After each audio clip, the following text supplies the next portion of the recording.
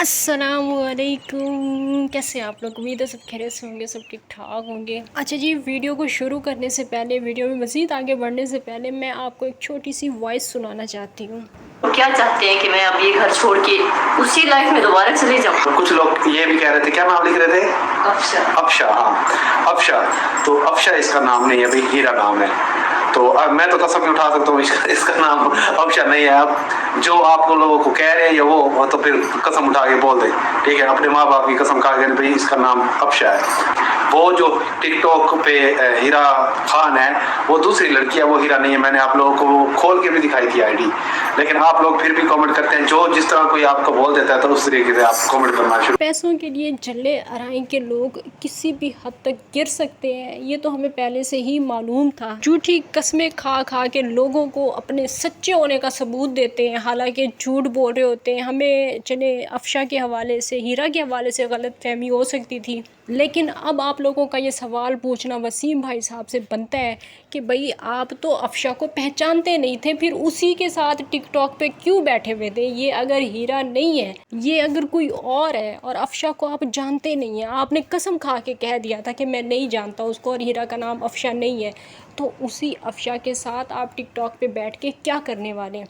इसी में मज़ीद आगे जाके बात करेंगे। वीडियो आज की बहुत ज़्यादा ख़ास होने वाली है। आप सब लोगों से गुजारिश है कि वीडियो को आप लोगों ने फुल वॉच करना है, लाइक करना है, शेयर करना है। चैनल पर फर्स्ट टाइम आए तो चैनल को सब्सक्राइब ज़रूर करना है। अच्छा जी, सबसे पहले तो मैं कुछ यहाँ पर बात करना चाहती हूँ, क्योंकि काफ़ी दिनों के बाद आज मैं अपने इस चैनल पर कोई वीडियो अपलोड कर रही हूँ। मेरे चैनल पर कुछ डाकुओं ने हमला करने की नाकाम कोशिश की है, और वो लोग अपने इरादों में बिल्कुल उसी तरह नाकाम हुए जिस तरह वो अपनी ज़िंदगी में नाकाम और बर्बाद है। इसी तरह वो इस बार अपने इरादों में भी नाकाम हुए हैं, क्योंकि जो इंसान किसी से हसद करता है, किसी के लिए अपने दिल में बुग़्ज़ रखता है, किसी के लिए मुनाफ़क़त रखता है अगर दिल में, तो वो इंसान कभी भी कामयाब नहीं हो सकता। वक्ती तौर पे उसे लगता है कि शायद वो कामयाब हो गया, लेकिन वो इसी तरह ज़लील होता है जैसे आज कोई ज़लील होकर बैठा हुआ है। और जीत हमेशा सच की होती है, और सच आप लोगों के सामने है। और इस सच को एक बार फिर आप लोगों के सामने लाने के लिए मेरा कोई कमाल नहीं है, मैंने कुछ नहीं किया है। मैं यहाँ पे सबसे पहले शुक्रिया अदा करना चाहती हूँ रिएक्शन विद माई व्लॉग वाली मेरी सिस्टर हैं, उनका बहुत बहुत शुक्रिया।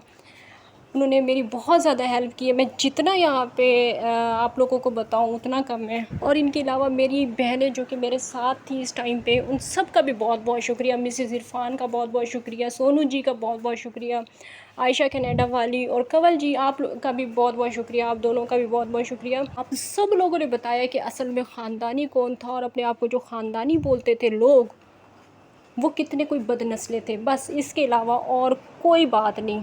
इंशाल्लाह अब इस चैनल पे उस हवाले से कोई भी बात नहीं की जाएगी, लेकिन इन सब का बहुत बहुत शुक्रिया। ख़ास तौर पे रिएक्शन विद माय व्लॉग वाली जो मेरी बहन है, और मिसेस इरफान, आप दोनों के लिए लव यू हो गया। चलिए ये बात करते हैं टॉपिक के हवाले से। जैसा कि आप लोगों ने वॉइस सुनी है अभी वसीम भाई साहब की, कसम खा के यकीन दिला रहे हैं आपको कि मेरी वाइफ का टिकटॉक पे कोई अकाउंट अफशा के नाम से नहीं है। अच्छा, कमाल की बात है व्यूवर्स, मेरे चैनल पे ये सारा सिलसिला जहाँ से ख़त्म हुआ था वहीं से शुरू हो रहा है। वैसे भी मैंने आप लोगों को एक एक वीडियो दिखाई थी, एक एक प्रूफ मैंने आप लोगों को दिखाया था। मेरा चैनल भरा पड़ा है, सारी चीज़ें अभी तक भी चैनल पर मौजूद है। मेरे चैनल से एक भी वीडियो कोई गायब नहीं हुई है, लेकिन उसके बावजूद कुछ अकल के अंधे लोग आके कहते थे कि ये हीरा नहीं है, ये हीरा नहीं है, क्योंकि उन्होंने कस्में खा ली। अब जो है हम नहीं मानते SKT आपकी बात, ये हीरा नहीं है। अब उनको शायद यकीन आ गया हो, क्योंकि हीरा और वसीम भाई साहब दोनों टिकटॉक पे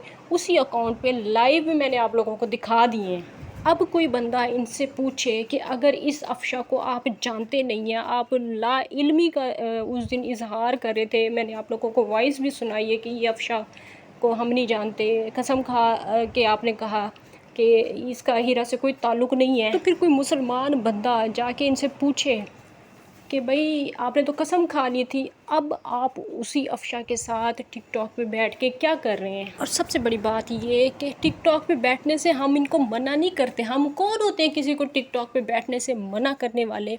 हमारा सवाल तो यहाँ पे ये है कि आपने जूते हाथ में उठा के वीडियो बनाई थी और कहा था सोनिया के हवाले से कि ये टिकटॉक पे बैठती है, और मैं जो है इसका टिकटॉक पे बैठना पसंद नहीं करता। अपनी फ़र्स्ट वाइफ का आपने कैरेक्टर ख़राब किया था, आपने बताया था कि वो ख़राब औरत है, और वो ख़राब औरत क्यों है, किस वजह से वो ख़राब है, क्योंकि वो टिकटॉक पे बैठती है। फिर बाद में जब आपने हीरा से शादी की थी, आपने ये बताया था कि इसे मोबाइल चलाना भी नहीं आता, और इसके पास तो मोबाइल है ही नहीं, इसने तो कभी शादी से पहले मोबाइल यूज़ ही नहीं किया है। लेकिन एसकेटी ने ये साबित कर दिया है कि हीरा मोबाइल चलाना भी जानती है और मर्दों को चलाना भी जानती है, जो कि आपके ख़ानदान वालों की ये लैंग्वेज है कि मर्दों को चलाना जानती हैं ये औरतें।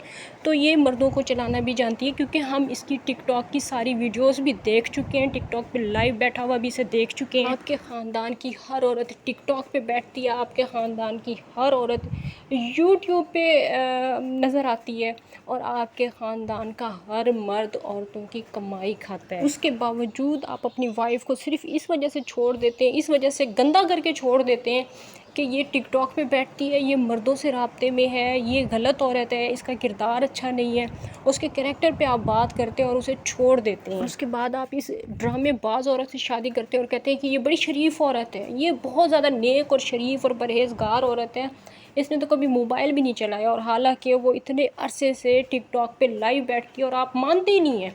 आप कस्में खा खा के मुकर जाते हैं कि नहीं मेरी वाइफ तो जो है वो टिकटॉक पे बैठती नहीं है। अब जनाब इन्होंने पुराना धंधा, पुराना पहले भी, क्योंकि ये अपनी बहन के साथ मिलकर भीख मांगा करते थे, बाइक पे उसे बिठा के पूरा गांव ये लोग घूमते थे और घर घर में जाके वीडियो बना के ओवरसीज़ पाकिस्तानियों को ये लोग भेजते थे, और वहाँ से फिर इनके लिए इमदाद आती थी। अब इन्होंने अपने इस काम में थोड़ी सी जिद्दत लाई है, और अब ये क्या करते हैं, इन्होंने एक गरीब सास को पकड़ लिया कहीं से। व्यूवर्स, इस बार पता है इनके साथ मसला क्या है?